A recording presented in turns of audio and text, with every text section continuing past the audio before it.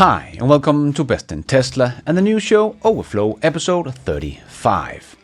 Ford's EV sales has dropped by more than 30%. But GM's EV sales are looking much better, but no, they are not catching up with Tesla in 2025. Do you think that you can catch Tesla by 2025? Absolutely, Phil. Not quite. But Tesla also released their sales numbers and they are looking good, back growing again, proving all the haters wrong. And Tesla has also showed the doubters wrong that thought the Tesla supercharging network was dead when they fired the whole team last year. Well, it's not. And Tesla is quietly making some updates to the Model Y and Model 3. And Elon is apparently thinking about making a solar GigaFactory in the US. All of this and much more in today's episode. Let's dive right in.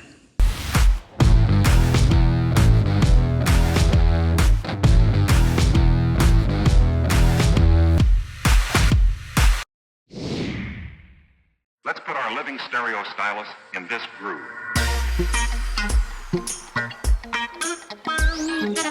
Ford's EV sales dropped 31% in Q2 amid model year transition and recall challenges.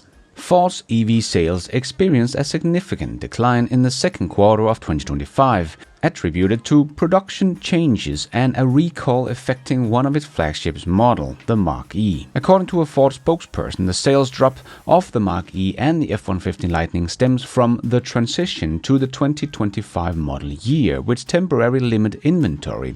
Our dealers can't sell what they don't have, he said. Well, where have I heard that before? Oh yeah, on this channel, trying to explain why Tesla sales dropped in Q1 and did again in Q2, because Tesla didn't have any new Tesla Model Ys to sell. But the mainstream media didn't want to hear that. It was all just because of Elon's politics. Well, let's see if they will blame Jim Farley's politics on this one, but I doubt it. Compounding the issue, Ford issued a stop sale order of the Mustang Mach-E last month due to a recall impacting nearly 200,000 vehicles in the United States, so basically all its Mach-Es they have ever sold. But it is not just the Mach-E that is down. The F-150 Lightning was also down 26.1% compared to Q2 2024 and down 16.7% year to date. But the recall of the Mach-E addresses a software glitch that could lock owners out or in the vehicle. Ford is developing a software update expected to be available in the third quarter, but until then, the Mustang Mach-E remains under a sales halt. Something that Tesla software team would probably have fixed in a day. Well, it takes Ford months, because they have not made the software that controls the lock of the car. That is a third-party supplier, so there is a big difference between getting a Tesla or an EV from legacy automakers. Like Tesla also showed in their impact report, that 99% of all Tesla's so-called recalls were fixed with an over-the-air update in 2024. But another thing we Tesla owners benefit from is the over 250 new or updated features we got in 2024. Try to ask a Mach-E owner how many over-the-air updates they got at home last year. Yeah, owning a Tesla is just a very different experience than owning a Ford Mach-E, even though it is also a very nice electric vehicle. But Ford expressed optimism about recovery, stating that Ford anticipate the flow of Mustang Mach-E inventory released for sale to increase across July. Ford's Q2 sales figures reflect the impact of these challenges. Overall, Ford delivered 16,438 EVs across its three electric models, all of which experienced double-digit sales declines. In contrast, GM reported robust EV sales growth in Q2. GM's electric vehicle lineup, including models from Chevy, GMC, and Cadillac, saw a 111% surge, with 46,280 units sold, highlighting the stark contrast to Ford's current struggles. As Ford works to solve this recall and ramp up production, the company faced a critical period to regain momentum, as GM sold almost 3 times as much as Ford. as Ford only sold 16,000 in Q2, and year to date they have sold just shy of 39,000 units. But even though GM is doing better than Ford at the moment, remember, this is the year that GM said that they would absolutely catch up to Tesla and sell 1 million EVs in 2025. By 2025, some believe that you can catch Tesla. You guys are at, what, 9-10% right now in the U.S. Do you think that you can catch Tesla by 2025? Absolutely, Phil. Well, so far in the first half of 2025, GM have sold a total of 78,000 BEVs. So no, they will not catch up to Tesla, as we already said back in 2021 that they wouldn't. And they are nowhere near getting to their target they set back in 2021. Had this been Tesla, they would have been absolutely slaughtered. But let's see how it goes, if Ford can rise again and if GM can keep up their momentum. Tesla shared their production and delivery numbers, and they are looking quite good. So Tesla shared their production and delivery numbers, and they produced 410,000 units and delivered 384,000 units, and energy storage deployment was 9.6 gigawatt hours. So their energy business continued to show extremely strong numbers. As you can see, in the two first quarters, Tesla has deployed more energy than all of 2023, and almost as much as the 3 first quarters of last year. So very nice. And you can see Tesla is back producing as many cars in Q2 this year as they did in Q2 of last year, but they are still not selling as much as they did last year, of course, as they have not got all their inventories filled up yet, and we are still missing a lot of different versions of the Model Y around the world. But Tesla seems to be back at good strong production numbers, so that is very good to see. So it will probably be a bit much for Tesla to get all the way back to the same level in Q3 as last year, as they sold about 462,000 vehicles in Q3 of last year, so that is a big push from these Q2 numbers, but we should definitely still see growth quarter over quarter and get back over that 400,000 units. But the level should be much more normalized in Q3, but still not 100% there. But I think Q4 could become a very strong quarter for Tesla, with hopefully 2 more affordable models in the mix as well, starting in Q3, but hopefully at volume production in Q4. So could we see Tesla getting above that 500,000 units in Q4 that they have just been short of in the past? Let me know what you think in the comments below. Will Tesla go about 500,000 in Q4? Leave your thoughts in the comments below. But all the numbers just confirms that the haters have been wrong. Fred Lambert has been trying to tell everyone that Tesla sales has collapsed, and even saying Tesla is dying. But then they grow quarter over quarter with another 48,000 units. To put that into perspective, Tesla grew with more units between Q1 and Q2 than Ford sold of EVs totally year to date. So they're growing with an entire Ford Model E. So if sales are collapsing and Tesla is dying, they're not supposed to grow at all, right? But only be dropping in sales. So I guess Fred Lambert and the many haters was wrong again. What a surprise. I did make a whole video about Tesla sales going back up, just as predicted, leaving the critics silent. But that was mostly focused on Europe, where Tesla sales has been down the most. But if we look at China, we can see the same trend is happening there. Tesla finally back growing. Tesla China was able to sell 71,599 vehicles wholesales in June 2025, reversing 8 consecutive months of year-over-year decline. The figure marks a 0.83 increase from June last year and a 16.1% jump compared to the 61,000 vehicles sold wholesales in May. Tesla China June numbers was released by China Passenger Car Association on Tuesday. But this shows what we are seeing basically everywhere where we have the numbers. Tesla up in June as expected.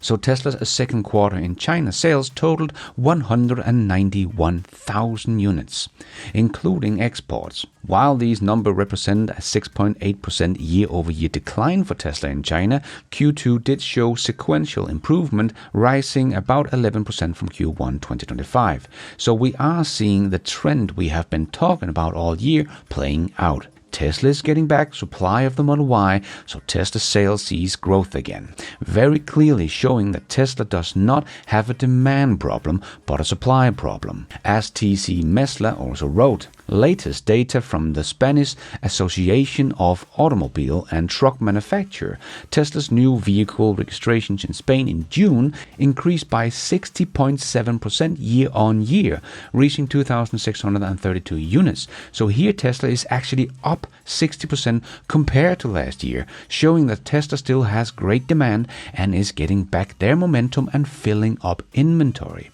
Remember these headlines from just a couple of months ago about Tesla sales in April.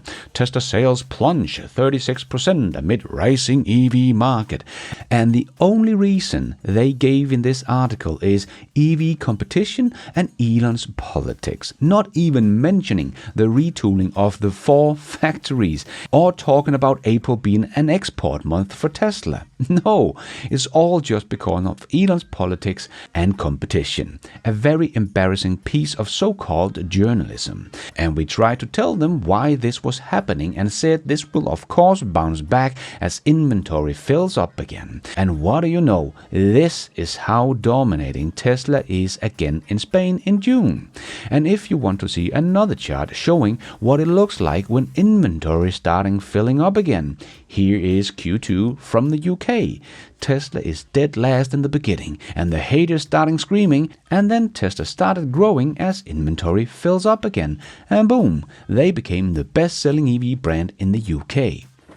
Like Jeff Lutz also pointed out, keep doubting the new Model Y vehicle inventory, lack thereof, wasn't the top driver of sales decline, and you will be proving wrong, starting with June's data, as I've been saying. Exactly. Just as we can see in Norway, the place that almost have 100% BEV market.